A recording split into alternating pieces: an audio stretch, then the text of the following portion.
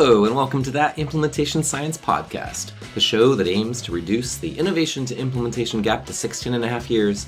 I'm your host, Mike Pullman, and on today's show, co-host Kevin King and I will continue our series on the importance of policy in implementation science with an interview with Eric Bruns. We'll talk about policy challenges, highlight a few examples of policy work he has done with wraparound care, discuss some reasons why policy may not receive adequate attention in implementation science, and then Eric will take our quiz on some of his favorite musicians.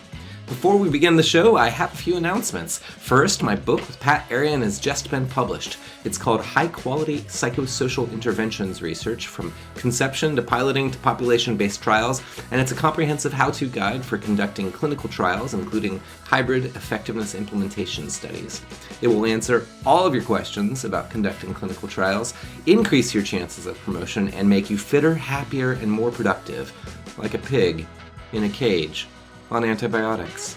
You can order it from Oxford University Press, Barnes & Noble, and Amazon, or listen to the end of today's podcast to find out how you can win a free copy. Second, several people have been asking how they can support the show. Not everyone knows that Kevin and I do this work as a work of passion, and it does have costs that we pay for out of pocket, such as the annual fee to our hosting platform. We don't come at you with any advertising. Feel free to send us a virtual tip of a few dollars or whatever the show means to you to Venmo, to the handle at Michael Pullman, spelled MichaelPullmann with two N's. You should see a little picture of a bald white guy. No advertising, no Patreon, no regular subscriptions, just an occasional tip in our virtual tip jar. Third, did I say we didn't have any advertising? Well, today's show is sponsored by the Society for Implementation Research Collaborative, or SIRC, the world's premier implementation science professional organization, which is generously covering the time of our amazing editor, Valentina Gastaldo. If you've ever argued about the difference between fidelity and adherence, SIRC is the place for you.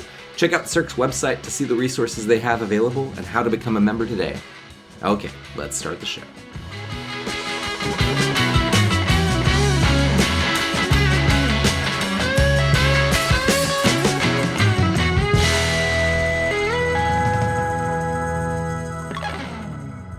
Hi everyone, I'm here with Kevin King. Hey everyone. And today we're going to talk to Eric Bruns. He is a professor in the Department of Psychiatry and Behavioral Sciences and the Associate Director of the School Mental Health Assessment Research and Training Center and the co-director of the National Wraparound Implementation Center at the University of Washington. Eric's work focuses on the use of research, evaluation, and continuous quality improvement in real-world settings, such as schools, public mental health systems, and family and youth-run organizations. He has a special interest in the impact of policy on the implementation of evidence-based practices, and that's why he's joining us today as part of our series focusing on policy. Eric, by the way, was also my postdoctoral mentor, and this postdoc is the reason I came to the University of Washington, and I currently live in Seattle, so really deeply influenced my life. Eric, it's so good to have you on the show today. Well, it's great to be here with you guys. Thanks for inviting me. Mike, one of the things I tell people pretty often is it was the best hire ever made was getting Mike Pullman to come to the University of Washington. Look what all the amazing things that happened after that. It was maybe, tied for first with Shannon Dorsey. I'm pretty sure the only person you ever told that is my mom, but that's really the only person that counts. So thank you. Eric, we'd love to just start off with hearing a little bit about how your interest in implementation science and policy began. Yeah, well, I was looking at the questions that you sent in advance, and I was thinking that, this could lead to long, probably boring for most people storytelling that would take up the whole time, the whole hour we have. The origin stories for me personally is that when I was just out of college, I was working at this group home for young people in Charlottesville, Virginia, where I went to college at the University of Virginia, and trying to figure out what to do with my life. And I was doing this job in the group home. I did a lot of, I was basically what they called a relief worker, which meant that I had never been trained to do anything with these young people, but they were calling me in to do shifts left and right because people needed a break who worked there and whatnot. And, so when I was working with these young people, they're anywhere from the age of 8 to 17, and they were mostly in this facility just because of bad luck, bad circumstances, right? So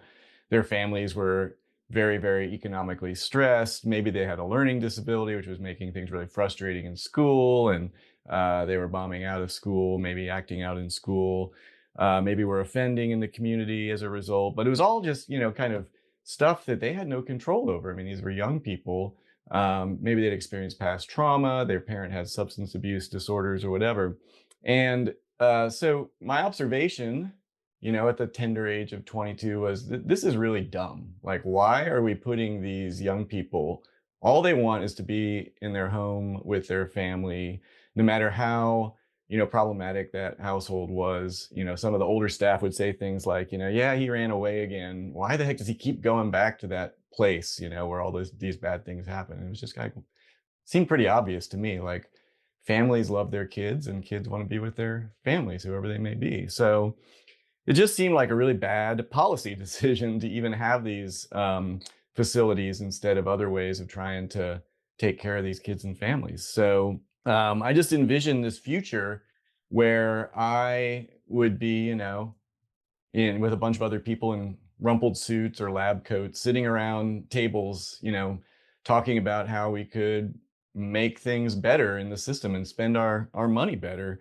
on these young people who were experiencing some of the worst outcomes. And so it was then that I said to myself in 1992, I want to be an implementation scientist.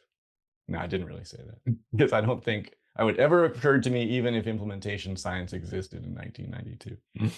But anyways, that was kind of the very, very origins. And so I wound up going to grad school and studying with this amazing guy. I don't know, Mike, if you ever met John Burchard. Yeah, You absolutely. probably did, because we were running in the same circles, even way back in the 90s or early aughts. And John was an incredible mentor. He really didn't know how to do research very well, but he really knew how to, he had the values down, and he could envision futures, like I was saying, in which things were different and better. And that was, essentially why I worked with him, is that he was the first academic who latched onto this idea of wraparound care as a philosophy, as a practice model. There had been a couple of examples of wraparound initiatives in states like Alaska and there in Vermont, where I went to grad school. And he decided to study it and had just published the very first academic paper ever on the idea of wraparound. And personally, I just thought this was the most DIY punk rock thing ever. And if I could both study that and be part of that movement, which was really driven by families, not by academics or systems, then I wanted in. So it's been, at this point, 30 years of asking what is this thing called wraparound care coordination, and how do we actually implement it in the real world? And so somehow I became a guy in a rumpled suit sitting around tables doing that. And I just reflect on that a lot, is how amazing it is that you have an idea of something when you're really young, and then you wind up doing it forever for money. Yeah, Eric, it's wraparound such an interesting example because when we're going to be talking about policy today and research and the sort of the nexus between those two things. And I really think of wraparound care, especially for adolescents, as being one of those things where the policy sometimes was a little bit in the very beginning was ahead of the evidence, right? I mean, maybe you would or wouldn't agree, and it even created problems later for a lot of us, where states were mandated to do wraparound care, which meant to do research on it was very difficult because everyone in the population was receiving this thing that we weren't actually sure whether it worked or how to make it work best. Yeah, it's a really interesting observation. So in the 90s, it was this radical idea. There was pockets that would allow you to compare it to business as usual. But, by the 2000s, as we were, trying to actually establish that research base, by the time I actually, in my personal career, I didn't join academia until 2002, when I decided that this was worth studying and maybe people would listen to me more if I was like professorial. But by then it was becoming more and more common. And, I reflect, more and more recently that over the last 10, 15 years in particular, wraparound care coordination went from something you had to prove with research and, show me the evidence that this thing actually works, it can be done. And now it's kind of like outpatient therapy. Like, everyone does it, no one questions it, and it's usually bad.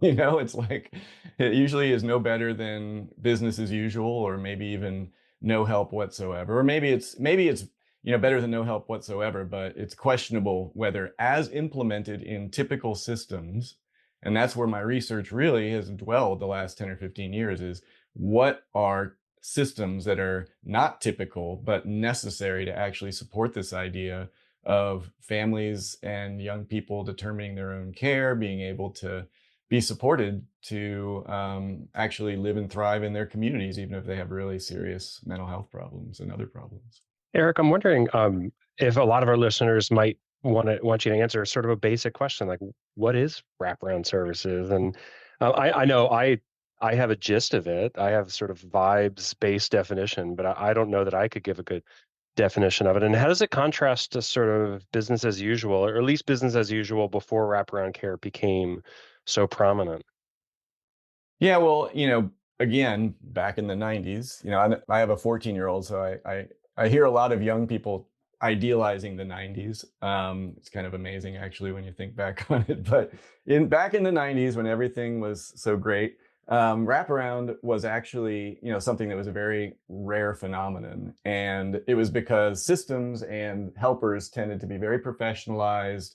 The first option typically was institutionalization for young people who are having really big behaviors, who are, maybe violent against their siblings and their parents. They're, failing at school and offending. The first, if it was deemed to be an underlying mental health problem as part of that, then it was institutionalization. And so, back then it was not something that was operationalized as a practice model, or as we then kind of worked on in the 2000s, where we were thinking about what the necessary system and program conditions were to make wraparound care coordination happen. But at a practice level, it's a pretty simple idea, which is that you take the resources that would be spent otherwise on institutional care, which can run thousands of dollars a month or even a day, and you say, we're going to have a blank checkbook and a really skilled person who knows how to engage with the families who've, had multiple failures with systems and helpers, actually start with a positive vision for their future, reframe the narrative around what their life and their kids' life could be, and, ask what those underlying needs are that might be giving rise to these big behaviors or these challenges that they're experiencing, and develop with a team of people that are related to the family by both professional systems and services, but also family, friends, and faith. And that team is meeting regularly about that family to say, well, what are all the strategies? If you had a magic wand, what would be the kinds of things that would give you that better vision for a future and meet those one or two big underlying needs that, in y'all's words, are giving rise to these big behaviors or whatever brought you to this program? And essentially, that's what it is, And what's funny is over time, it's become overbuilt. It's kind of like the opposite of implementation science's problem, typically, which is academics overbuild a thing, and then we have to figure out like how to actually get that overbuilt thing done in the real world.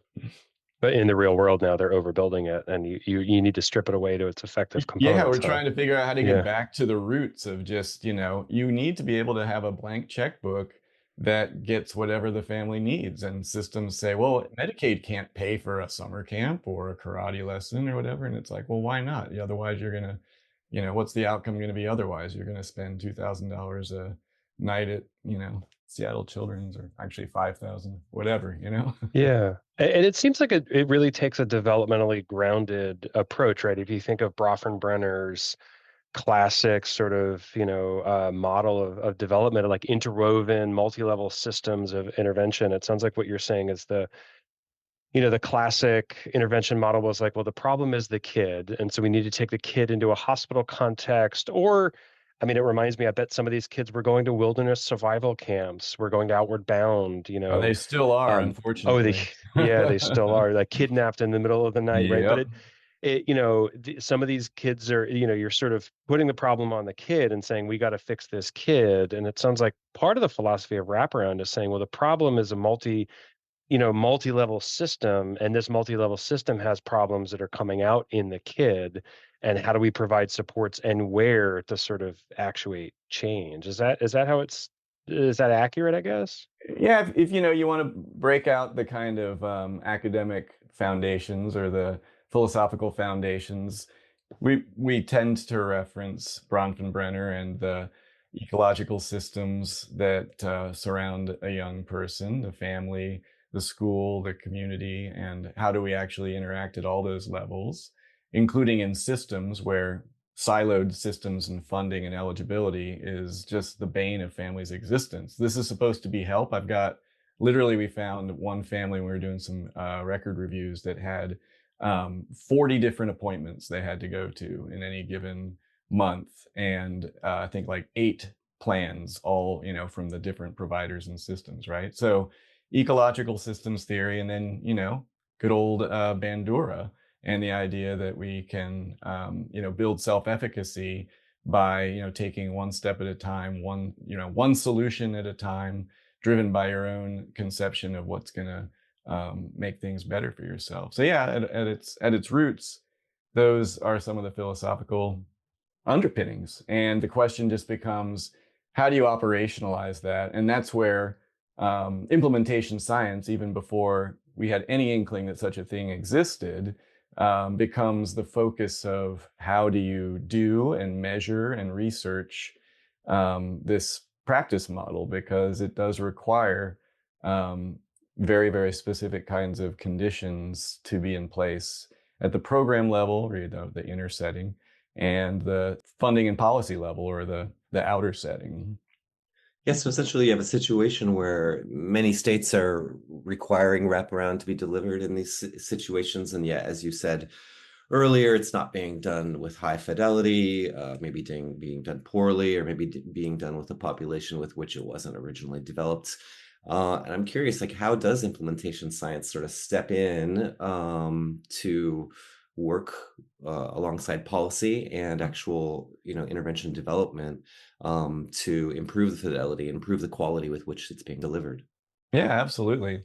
So, one of the first things we did in the 90s was try to define the practice model and then develop measures of fidelity.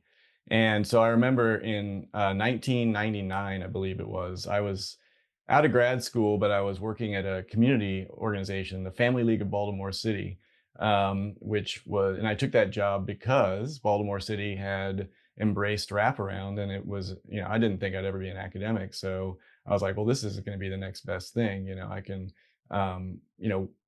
evaluate how well this is working for the city of Baltimore. And that was my job, but it was not a very well defined thing at the time. And so in order to develop a measure of fidelity, and John Burchard, saw this, there was some other grad students who had developed a fidelity measure called the SPIFFY. It's like, one of our first forays into good acronyms, right? The Service Process Inventory for Families and Youth.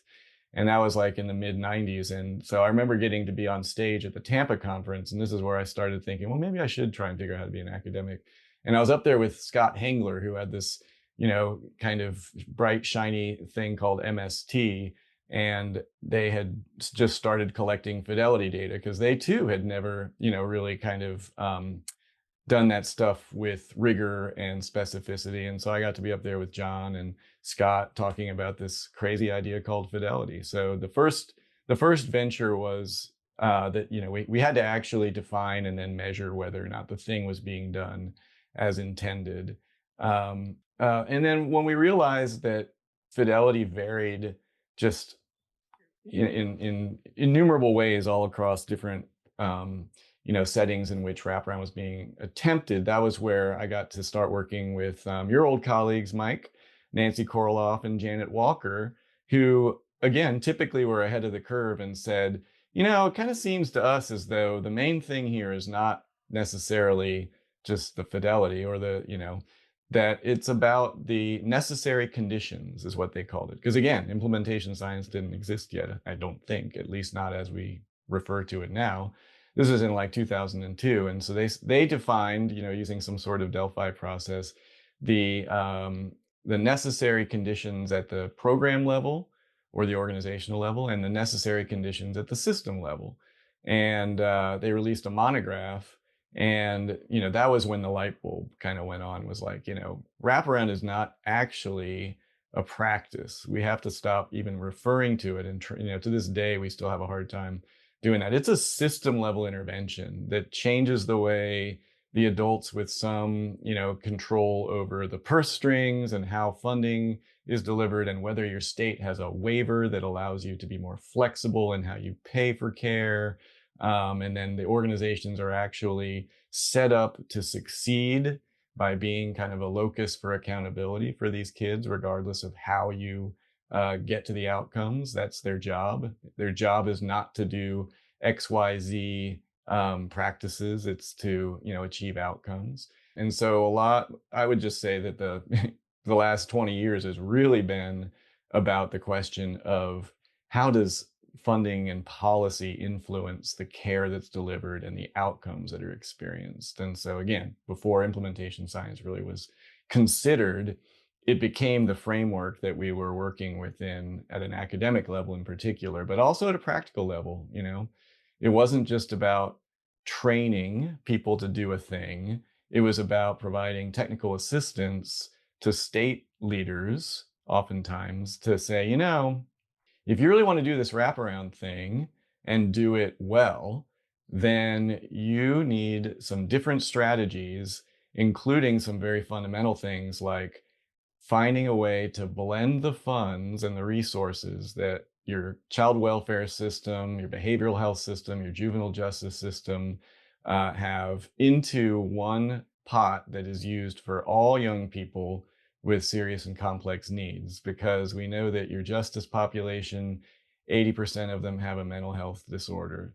Your child welfare population, 75% have a mental health disorder. So you need to blend those resources, and regardless of which system your young person hits first, have that pool of funds be dedicated to all kids in your system and use it to do this kind of flexible, holistic care. Eric, I gotta tell you, man, this is a walk down memory lane for me. I bet. It's fascinating. Yeah, and the way you frame this is like, this is not a practice, right? This is systems level stuff. This is, it makes me think that it sort of naturally flows into questions about policy, and how policies, as you sort of already alluded to, how policies impact the efficacy and just the ability of people to deploy, an effective treatment here. Do you think that policy receives adequate attention in implementation science? Oh gosh. So, this is just the thing that vexes me more than anything, is that no, I mean, it doesn't. And we write about this. It's the way I lead off, the majority of kind of keynote or, visiting lecture kind of talks. It's people have all sorts of foci in their professional lives, but the thing that really gets me about the work that we do as implementation scientists, or academics of whatever type in the business of helping young people and families, is just how little attention policy receives. And so when folks like Kimberly Hoagwood and Jonathan Pirtle and I get to hang out, that's just kind of what we lament. And Jonathan and Kimberly, Jonathan being brilliant, said, well, let's go ask that question. Let's go look at all the funding that's been provided to research in behavioral health and ask what characterizes it. And their finding was that as of the mid-teens, I don't know if we call it that at this point, but I think that they did this review in like 2015 or something like that. But that of all of the behavioral health research funding that NIH provided, or NIMH, that it was 0.1% went to policy studies. I mean, I think they found like 4 studies, right? And it was that were explicitly focused on policy context for what gets delivered. And, that's just absurd, because, when you ask decision makers what are your number one information needs? And we know this because we asked that question. We have a paper under review right now about this. If you go ask state behavioral health and Medicaid directors, what's the information that you need from research? It is, number one is, well, we need to know like how we would bet, which Medicaid waiver is going to be most effective. We need to know what is the characteristics of an effective managed care contract that we develop that will actually, get effective care delivered. What are the ways in which we can actually have our systems collaborate better with one another? What are the kinds of data systems we should be setting up to be continually learning? It's not about now, and when it is about interventions or populations, because there was a good amount of discussion in our interviews about specific populations for which they needed more research and research evidence. And the ones that the populations of interest to them in particular were things like youth transitioning to adult systems from the youth systems of care or youth service sectors. And the other big one was youth with co-occurring intellectual and developmental disabilities and behavioral health problems. So it was all the kids that wind up getting excluded from research because they're too complicated. And so it's like we have ignored the most costly populations that are sacrificing the most of our resources that could be spent upstream because we're hospitalizing or institutionalizing those kids because we have not done research on what kind of community-based treatments for those complex populations are most effective. So, but going back to your original question, Kevin, the main thing that they are looking for is information around some of these kinds of policy and funding decisions that they have to make. What do you make of the blindness that the field has towards this? It seems like it'd be obvious you target the things that are most costly. You could have the broadest. I mean, it seems like you put in an effective policy, you're going to change thousands of kids' lives, and yet, I mean, to put it bluntly, scientists like me are still sitting in our labs trying to develop a new form of CBT that's going to be a little bit more effective. I mean, it's painting Yeah. with a broad brush, but why do you think the field is missing the boat on policy? Yeah, it's such an interesting question. So our buddy Kara Lewis and the CERC instrument review project, I can't remember exactly what it was called, but they reviewed all of the implementation science relevant measures that are out there and characterize them in terms of what level of the implementation ecology does it assess, and then of course reliability and validity, cost, and so forth. But the most striking finding to me, and I think this has improved somewhat, I think the funding from NIMH has also improved a little bit since that original finding of 0.1%. But Kara's team found, and I'm making this up a little bit, but 500 measures. And I think 4 were at the outer context level, the policy level, and none of them were were reliable or valid, right? So there were hundreds, dozens, if not hundreds, of measures of individual practitioners. There were dozens of, the level of the clinic or the organization, and there was hardly anything at the system level. And it does just beg this question: well, why? So one would assume that that's where the water is flowing from, right? Is that or flowing to is if we don't have measures of it, then clearly it's not getting done, right? What gets measured gets done. So people aren't measuring it and people aren't studying it. And there's a lot of reasons for that. One is obviously NIH and NIMH doesn't have a history of funding those studies. But is it a demand or a supply question? Is it because the majority of implementation scientists somehow are clinical psychologists or psychologists, people who've been trained to work with individuals?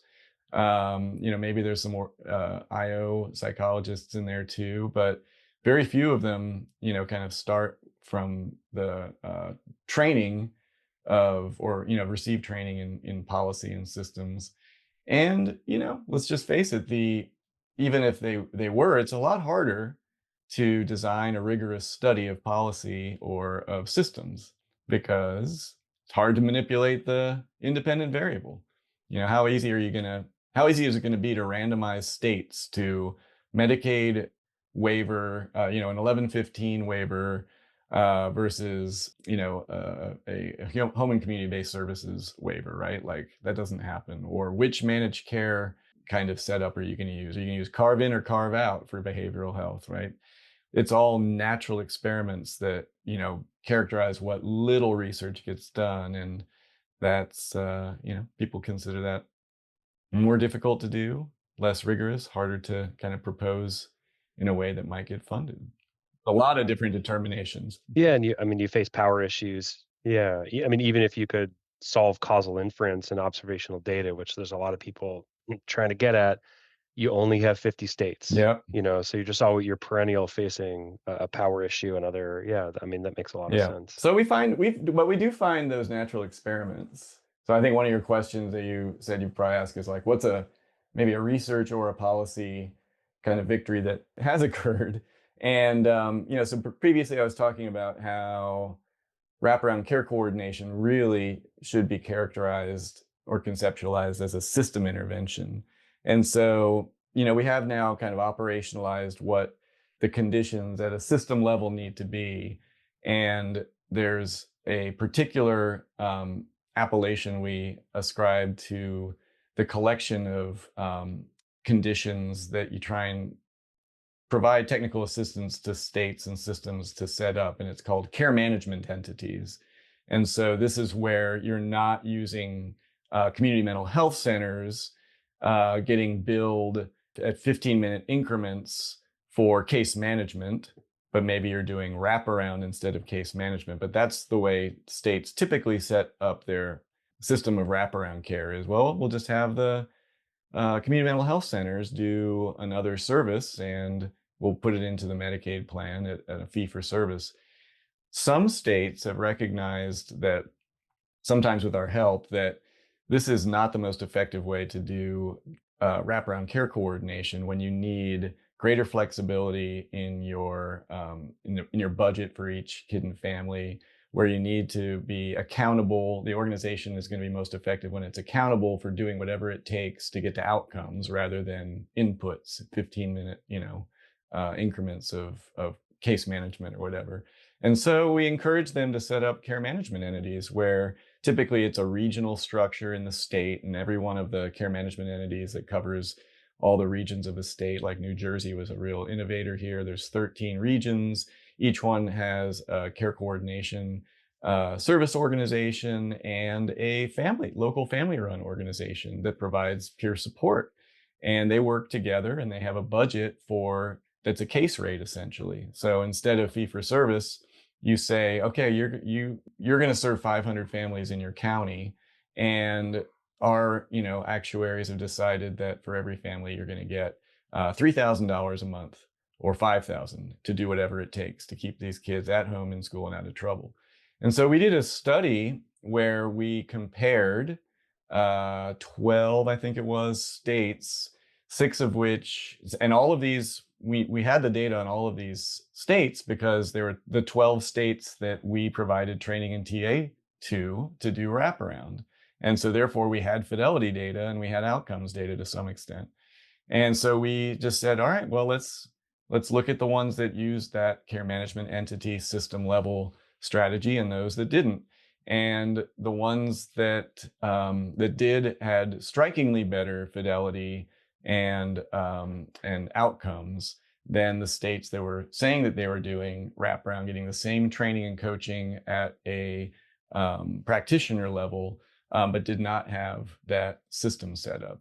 And so, we've done several studies of that type around the system conditions and tended to find the same results. We kind of sometimes do different dependent variables. We did one with Lisa Saldana's SIC measure, the stages of implementation completion, and it was fascinating, the alignment between what Lisa has found kind of out there organically and the differences in the stages of implementation of wraparound depending on which kind of system setup you had. Like Lisa will say that you need to spend more time on the pre-implementation phases is associated with better sustainment down the road.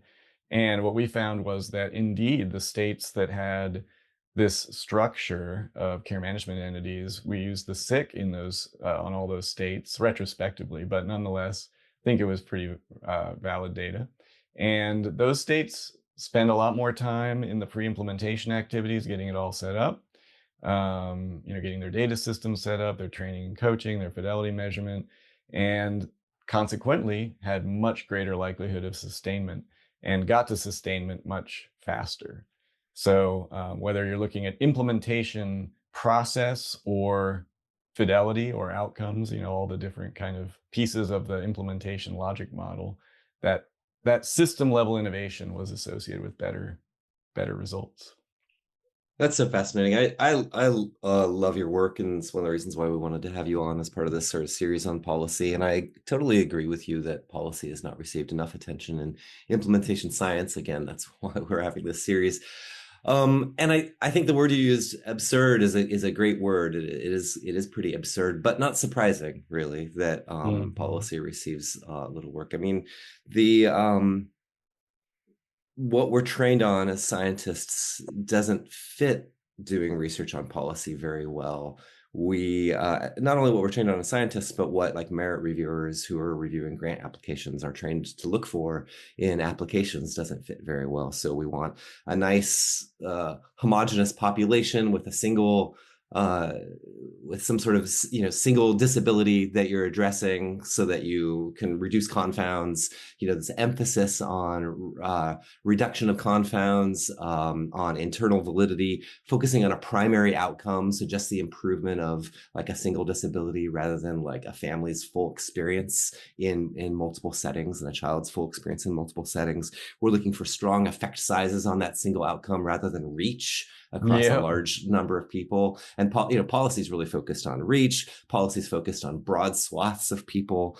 And also, what another perverse disincentive to policy research is our standards for promotion. I was just going to say this. Yes. Because academia, I've probably said this on the show before, academia is about who can shout loudest in the echo chamber. You get promoted based on what publications you've created, not on what laws you've passed, and not on how many actual lives you've impacted.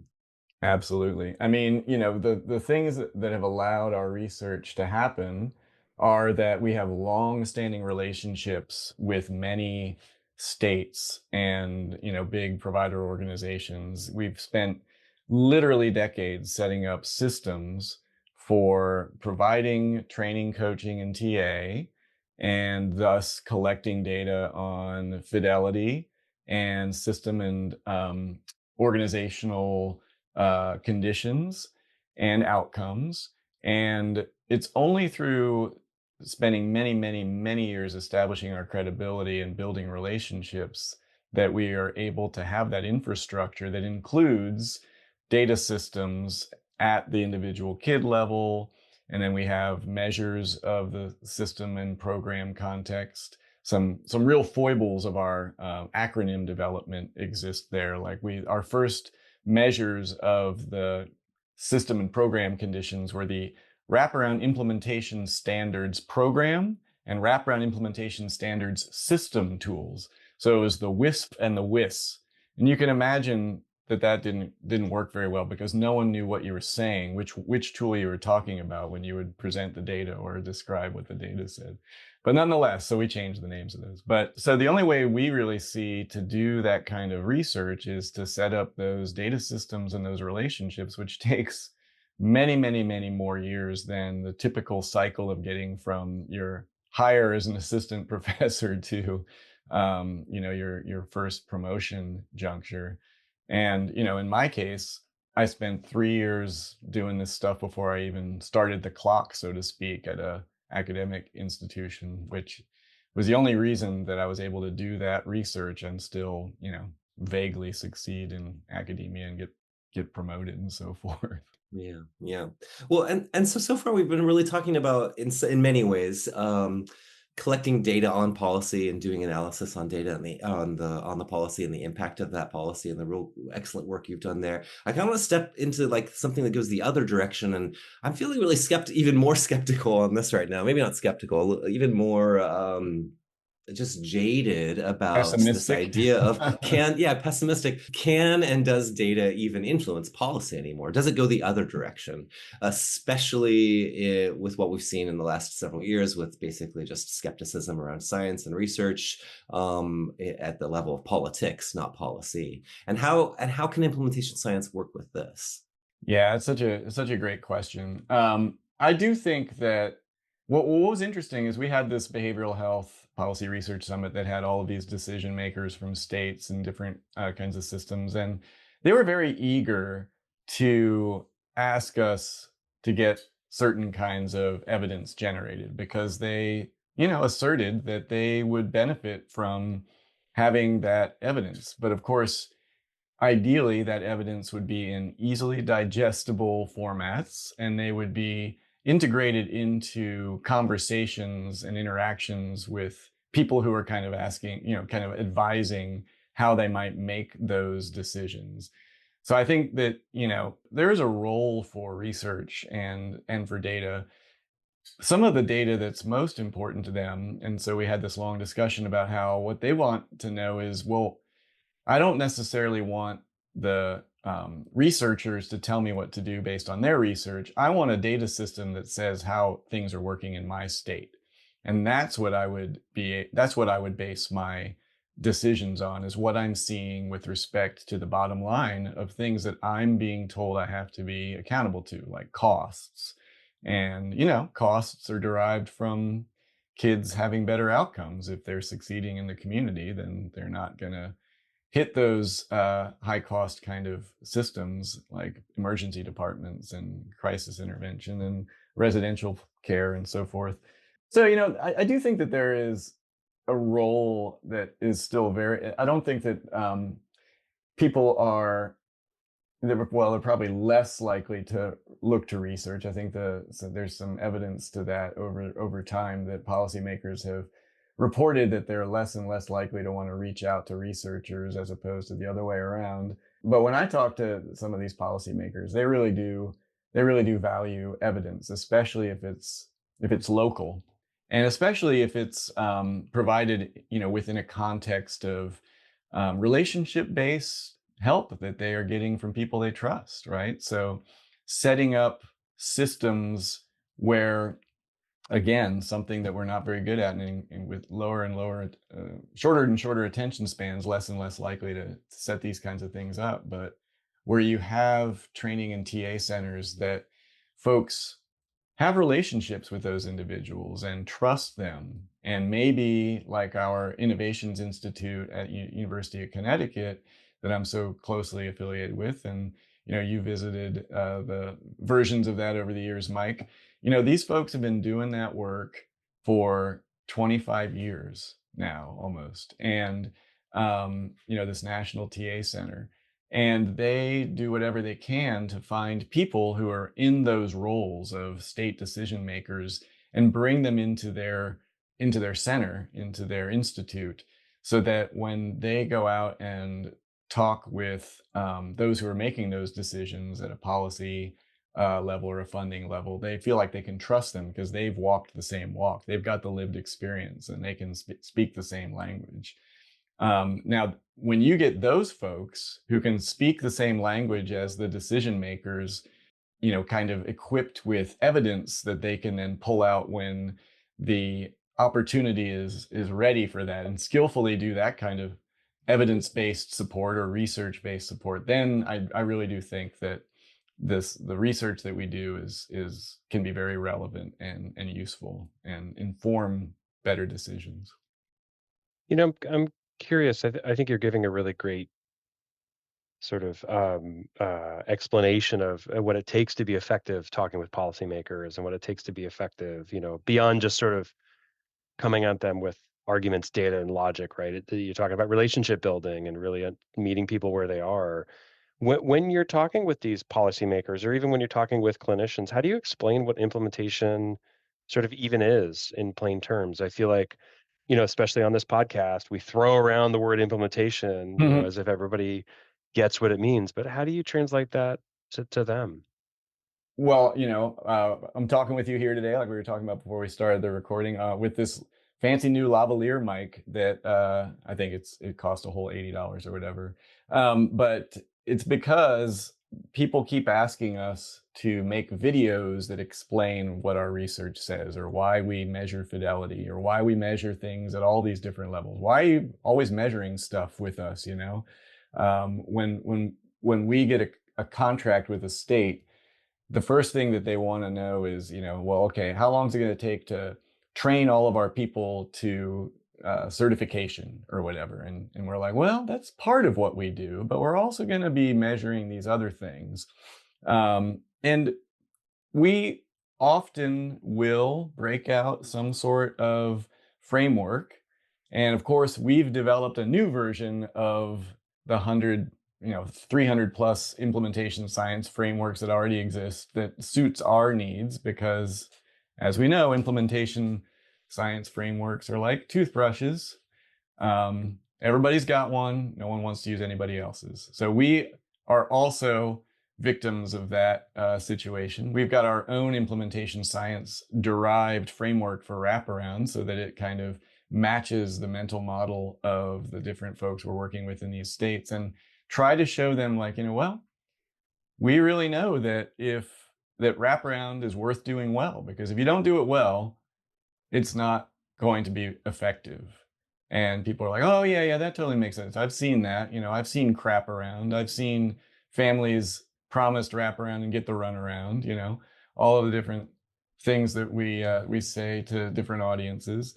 You're like, well, okay, and so now they're hooked a little bit, right? So it's like, well, but we find it really hard because we can't do this or that. We can't actually, again, buy the karate lessons for the kid or family or whatever. Like, oh, okay, well, we've actually got some ideas around what it is that makes sure that you're getting real wraparound and not the runaround. And then you show them the next circle around the wraparound process and the interventionists themselves. And so you have to do it again from a kind of place of relationship and credibility and just plain language.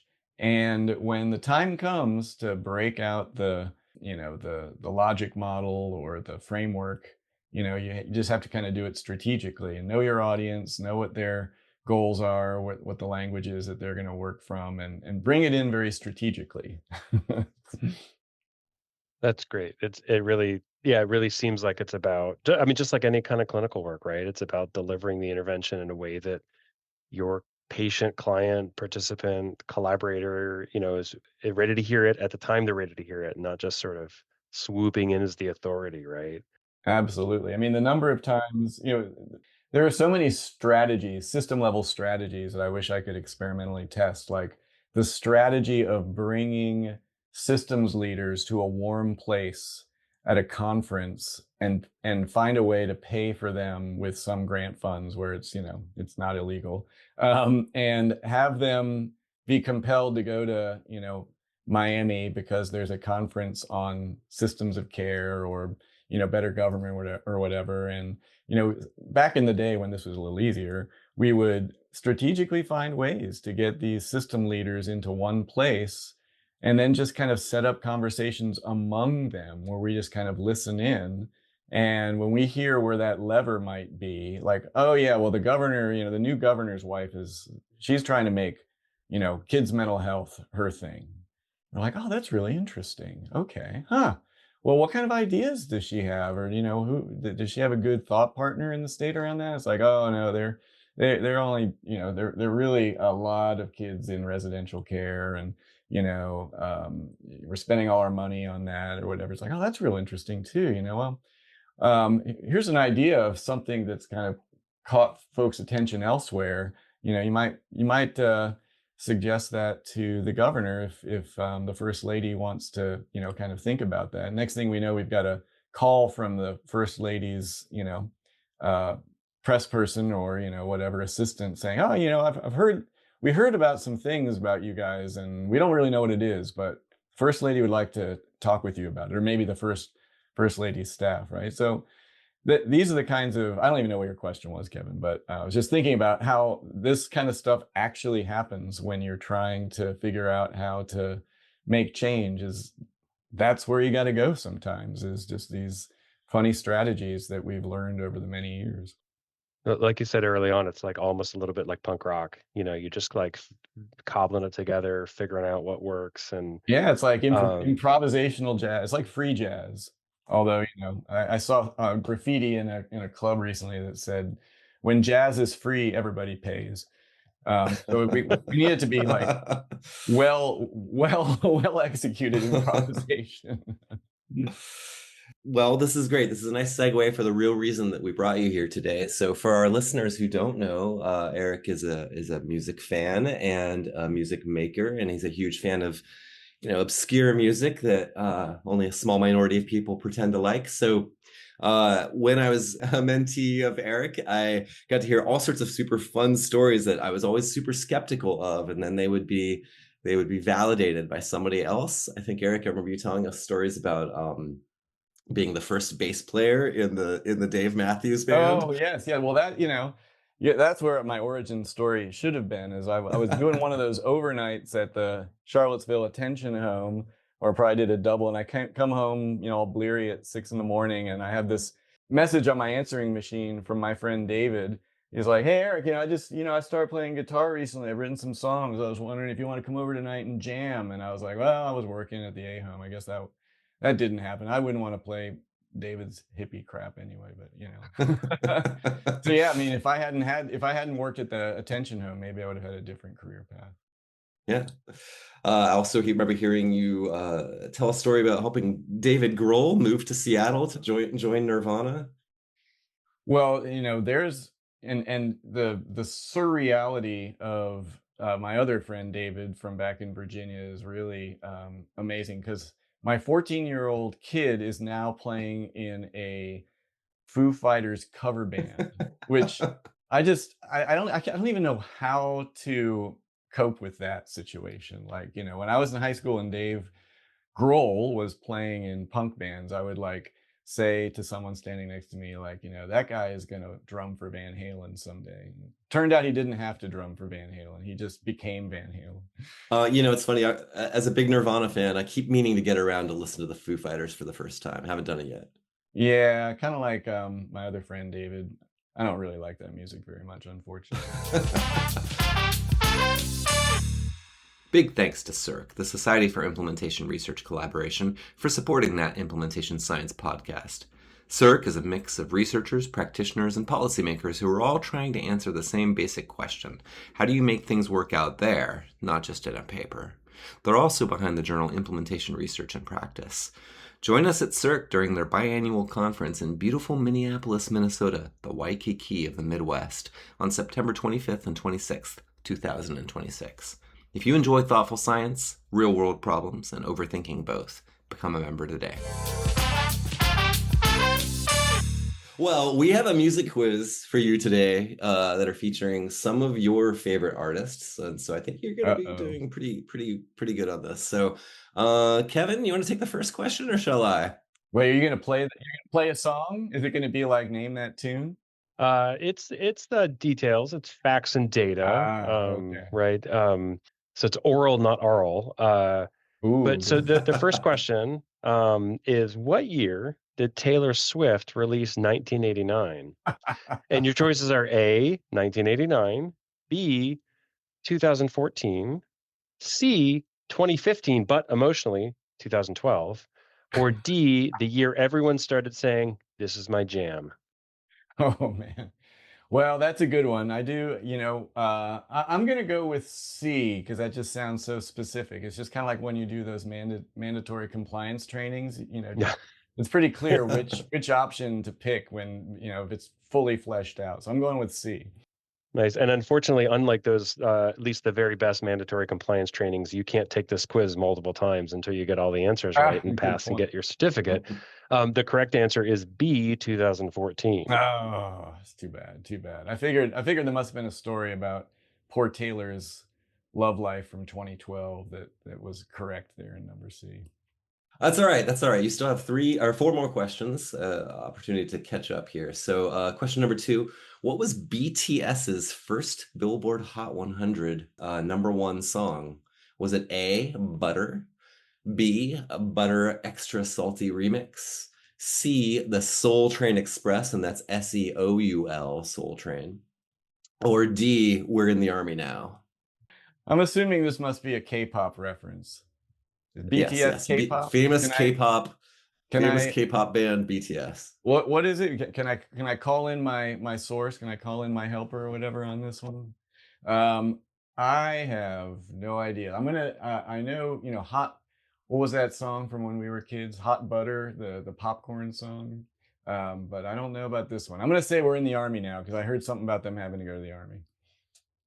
Unfortunately, no. The correct Oh, answer was A, Butter. Well, it's all right. It's all right. You still have three three more questions.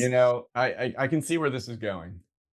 Alternatively, you could just go for the opposite of a perfect streak, perfect winning streak. You could be a perfect losing streak. Shoot There's the nothing moon. wrong with You can that Well, shoot the either. Yeah, moon. this is kind of shoot the like one of moon. those. Exactly. This is like Yes. one of those fake bad kind of MMPI profiles, right? Like if I actually know the right answers, but I purposefully get them all wrong so that I don't actually sound like someone who knows anything about pop music, that's in my favor. But it's very sincere. I'm trying here. I promise. I'm trying. All right. Well, continuing the vein. Oh, actually, this is kind of totally a left turn. True or false? The Grateful Dead reunion is almost complete. Oh, this is very metaphysical. Um, Yes, I think that's true. We seem to be getting closer and closer every year, sadly for Dead and the Dead themselves and Dead fans. Did I get Yeah, that that's true. That one? is true. With the death of Bob Weir this last Yeah. January, only two members, Bill Kreutzmann and Mickey Hart, are still alive. Yeah, I've become Grateful Dead curious in my dotage. I realize that they're actually pretty good. Oh my God, you've made me so happy, Eric. Yeah. Thank you. Thank you. I remember talking to the It Grateful Dead becomes one about of you, the and you're few like, things oh, that my wife and I can both listen to on the stereo at the same time. nice, nice. All right, well, this next question's about a band then that maybe you'll come around to as well. What is unusual about the time signature in the Pink Floyd song Money? A, it's in 1/4 time. B, it changes depending on if you're listening in a state with legal dispensaries. C, it's in standard capitalism time, which is 4/4 oppression. Or D, it's in 7/4 time.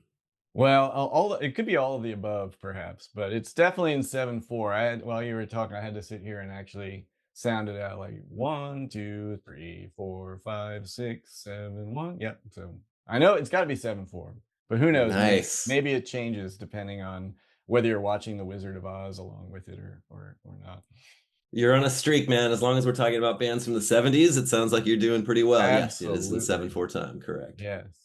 I was also doing the same, counting it out. And also, I would add a note to that C, that standard capitalism time or 4/4 oppression. I once heard an argument that lots of folk music is syncopated because it is oppressive and colonialist. That's not quite the words, but in dominant cultures, the beat is often on the 1 and the 3, and people would syncopate folk music to put it on the 2 and 4 as sort of a way of speaking out, not speaking out, but just like as contrasting to the dominant music themes. I have no evidence that that's true, but I remember hearing that around Fascinating. Irish folk music circles once. I think it's 100% true. I mean, the same thing with dub and reggae. Originated in some relatively less resource-rich places, and as such, they didn't have delay pedals like the English bands that they listened to are able to benefit from. So they had to actually create their own delay, and that's why they would go chick chick chick chick chick chick because with their actual instruments because they couldn't afford delay pedals. Okay, that's my favorite trivia of the week. Yeah, So thank you love for it, love it. sharing that. All right. This is our last question, number 5. How did Harry Styles from One Direction get his start? Is it A, he left a band called Two Directions? B, Rick Rubin spotted him working at a cheesecake factory. And by the way, Mike has written most of these questions or all of these questions. And as I read out the answers, I just get a chuckle in my head thinking about how much Mike must be giggling as he writes each of these. I just feel so honored answers. That he took the time and effort to put this together. I'm my own best audience, that's for sure. Yeah, absolutely. All right. So again, how did Harry Styles from One Direction get his start? He left a band called Two Directions. Rick Rubin spotted him working at a cheesecake factory. That's Cheesecake Factory lowercase. So I presume it's actually an industrial plant where they were Oh, making yes. cheesecakes en masse, but I'm not sure. Is it C, Simon Cowell set him up with 4 other losers? Or D, he started his own indie label in Omaha? Whoa, in Omaha, huh? That's where Bright Eyes is from, and uh, what's his name, Peter Jackson. Rilo Kiley. I don't know, man.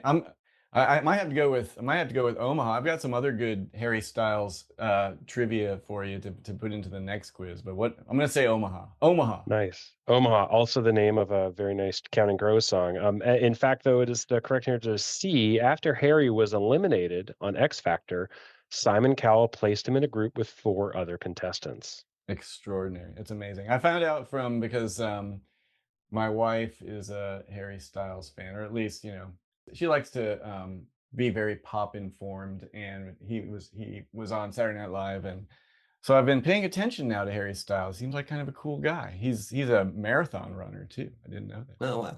Yeah. Wow. I saw that I've learned People magazine, I think. One of my piles of People and In Touch magazines are laying around the house. Nice. I've learned so much on this episode. I That's hope the the listeners idea have here, as well. is to edify the public on It's true. implementation science of pop stars. Free knowledge. Let's get out of capitalism. We're on 2-4. Is it 2-4 or 1-3? 1-3. I think we're in 7-4. We're in 7-4 at this point. Because this is all about the money. That's how we make all the money. Implementation science. All right, Eric, we just have a couple last questions for you. We always ask our interviewees just to list 1 or 2 articles that they feel are most essential to implementation science and good for budding implementation scientists to be aware of. What are yours? Oh my gosh.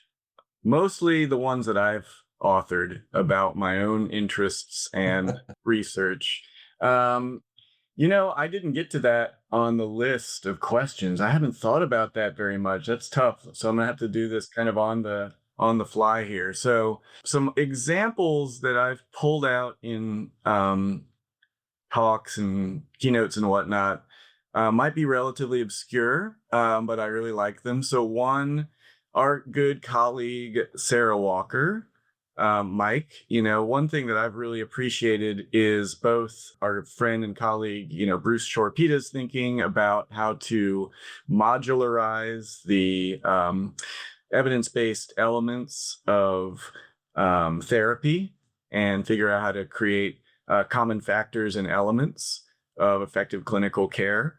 And one implementation science-ish paper that I really appreciate is one that Sarah lead authored from our work here in Washington, where instead of measuring the degree to which community mental health centers were doing evidence-based practice by picking them off a list, which, as you remember well, was kind of the way evidence-based practice was attempted to be promoted at a policy level back in the day. Like, well, we're just going to create big lists of programs, which may be completely infeasible to actually do in the real world, and make providers pick from them. And that's how they will be in compliance with doing evidence-based practice X% of the time.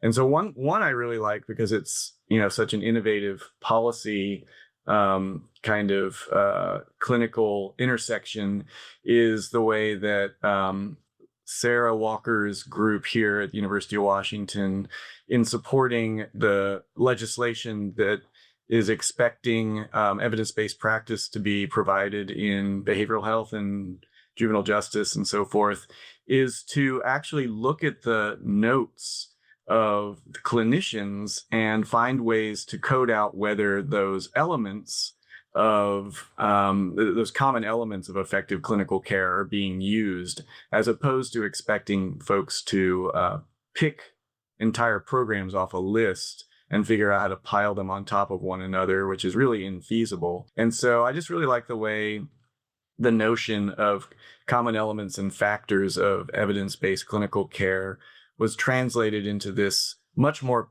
practical for the providers, not for the researchers, because the researchers had to go figure out how to code all of those elements out of clinicians' notes, but it's easier for the providers. And that's kind of the opposite of what usually happens, where we expect things of providers that are completely infeasible to make it easier for the systems to measure things. So I really like the way that paper described that that approach here in Washington State to promoting evidence-based practice. So that's one example that comes to mind.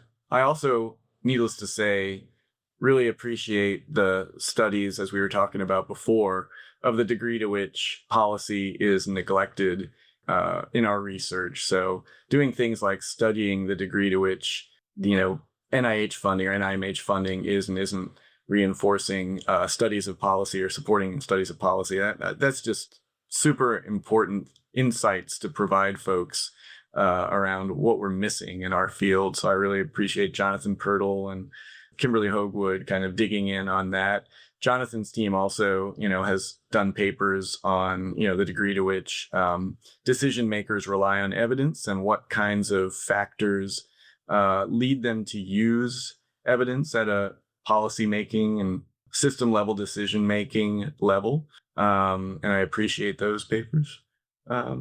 Yeah, sorry, I'm not bringing you the DOI for any of these, just kind of stuff that I've really enjoyed reading over the years and found ways to use. No problem. We will find those papers and put the DOIs on the podcast. Absolutely.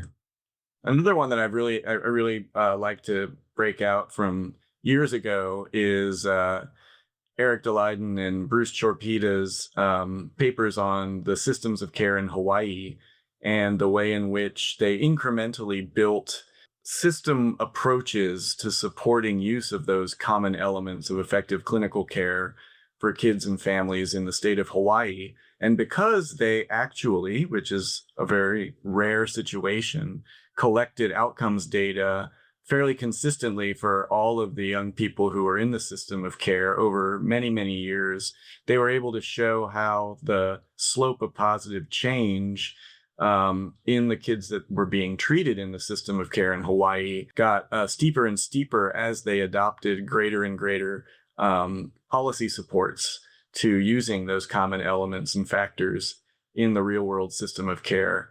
I really appreciated that paper, which is called Getting Better at Getting Them Better by Bruce and Eric.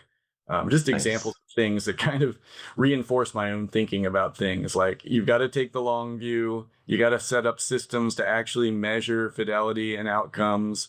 And when you have those kinds of things in place, you can improve. You can actually use those data to improve and show other people what you might be able to do if you want to have a more effective system. That's a great, hopeful note to tie it back around. Mm-hmm. Yeah, big time. It's always, you can joke about it's nice to read, papers and work that confirms your own thinking. But sometimes, especially when you look at a system, or the way things are done, and you think something's missing, something's not right, and you have ideas about a better way to do it. It's really nice to see that other people are on the same page. Absolutely. Got to find our kindred spirits out there, especially in the policy research realm for kids' mental health, because they're few and far between. Yeah, I mean, I think in all of academia, got to find the people that you vibe with, people who see the world the same way as you.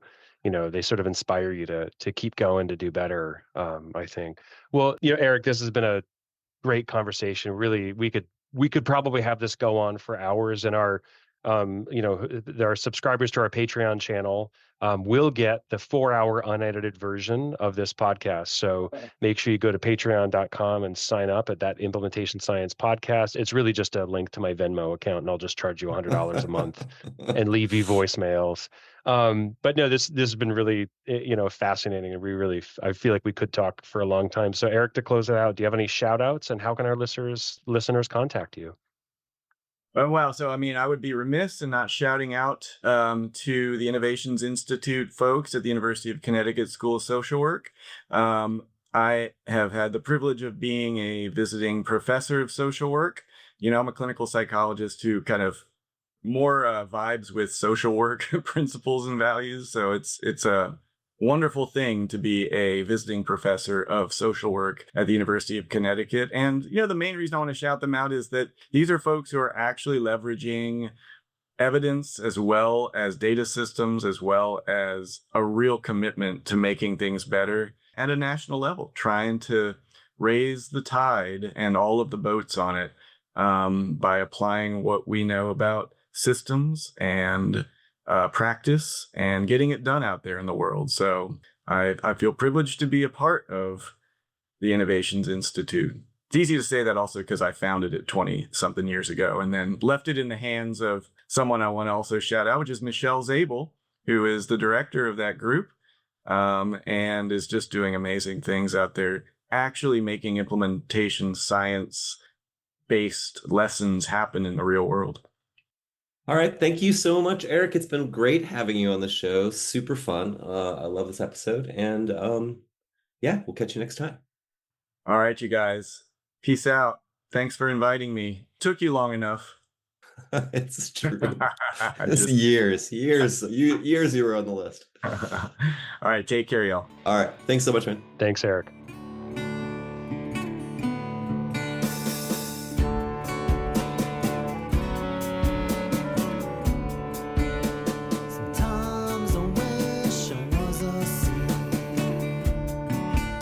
Thanks so much for listening. I hope you enjoyed today's show. Today's closing music is brought to you by Eric Bruns' band, Mostly Dimes. Pat Arian and I have published a new book, High-Quality Psychosocial Interventions Research from Conception to Piloting to Population-Based Trials. It can answer all sorts of questions related to conducting clinical trials in many different settings. If you want a chance to win a free copy of the book, just send an email with the subject line free book to ouchquitit@gmail.com. Again, email the subject line free book to ouchquitit@gmail.com. Yes, that is a real email address. For an extra chance to win, in the body of the email, describe the worst implementation advice you've ever received, and maybe we'll read that on the air. Don't worry, I won't be adding you to a spam marketing list. You can reach Kevin on Blue Sky at Kevin M. King. Today's show was lovingly edited by Valentina Gastaldo with support from the Society for Implementation Research Collaboration. If you liked today's show and you want to show your support, become a member of CIRC. All of the comments and opinions expressed during today's show are our own. They are well-reasoned and insightful, and therefore are probably not endorsed by our grant funders or employers. Thanks for listening. We'll catch you next time.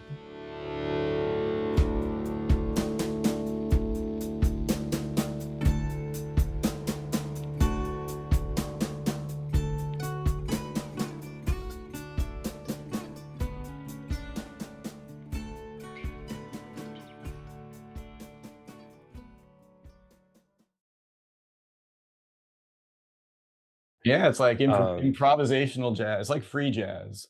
Although, I saw graffiti in a club recently that said, "When jazz is free, everybody pays." So we need it to be like well executed improvisation.